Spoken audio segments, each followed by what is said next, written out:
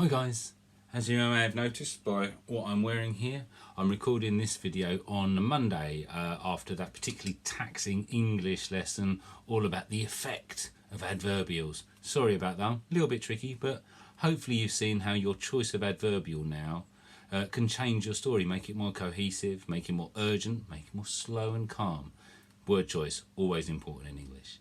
Anyway, today you are going to be rewriting one of the stories from Short with your own choice of adverbials and hopefully thinking about the effect of them. But before that, I'm going to read you 3 stories just for a bit of enjoyment. Think about which one's your favourite really and why. Maybe post why in the comments for the lesson, that might be great. Anyway, here's the first one, and this is the one that you are going to be rewriting, but more about that later. This one is called Ouch! And you'll find out why. Here we go. 5 shepherds fell asleep under a tree, and in their sleep they sighed and stretched and tossed and turned and tied their legs into a knot. When they woke up, they didn't know which leg belonged to who. "I'm hungry," said one shepherd. "And I'm thirsty," said another. All 5 of them were thirsty and hungry, but they're unable to stand up. "What's wrong with you, men?" shouted a woman on her way back to the well. "The sun's up and you're still on your backs."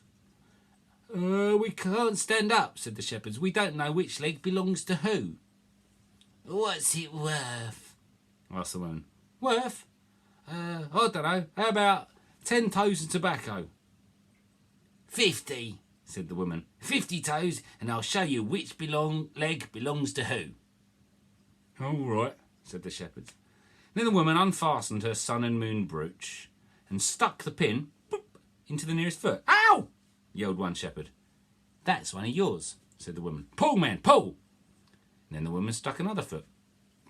"Ow! That's yours." "No! Pull, man, pull!"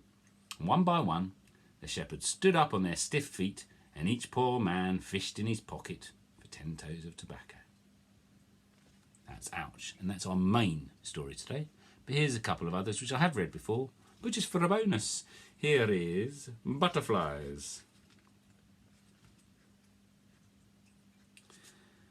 The girl sat on the sofa with her homework book on her knee. "Butterfly poem," she wrote at the top of the page, and she could hear the thump, thumper, thump of the pop music in the flat upstairs. And then a boy shoved the evening newspaper through the letterbox, and then the telephone rang. How difficult it was to concentrate. But after a while, the girl caught a few colourful words and set them down on her white page. Then some more. And the more words she caught, the easier they became to catch, the best words in the world. She opened her homework book and flicked to the page headed Butterfly Poem. This was next morning. But where were the words? They'd all gone. The girl looked at her book in amazement. She turned it upside down. She checked no page had been torn out. She leafed through it in case the words had somehow escaped to another page. And then it seemed to the girl as if her arms and legs were made of air, and her head was rising through the ceiling. She kissed her mum goodbye and closed the front door. The girl rubbed her eyes. She screwed them up and opened them again. All around her were little scraps of orange and turquoise and jasmine and violet. The whole grey street where she lived was quick and brightly coloured with hundreds and thousands of butterflies. Nice. Hopefully you're sort of spotting the adverbials in there, thinking about the effect. Yeah, of course you are. Song of the Syrup, where is it? 16. So this is the one we actually did today, but if you're watching this on Tuesday, the one we did yesterday. Strange story, but again you were thinking about how we could change the adverbials. But here we go. "Listen carefully," said the woman. "Are you listening? That liquid up there in the yellow jug, it may be poisonous." "Poisonous? Just leave it alone. It could kill you, and if it doesn't..." "I will." But the boy wasn't that stupid, and he thought his mother might be saving the syrup for herself. So as soon as she'd gone out, he stood on a chair and reached up for the yellow jug. The scent of the syrup sang a sweet song inside the boy's head. Nice alliteration.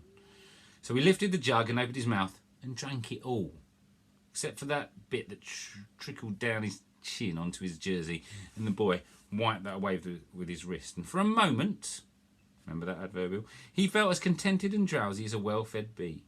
But soon he began to think. Then he drew in his breath, shook his head, and dropped the jug onto the stone floor. It broke into dozens of bright yellow splinters. Remember why he did it, yeah? It's very clever. When the woman came back and found the larder door closed and her son inside the larder, she found the larder door closed and her son inside the larder, crying his eyes out. "I'm gonna kill you," she stormed.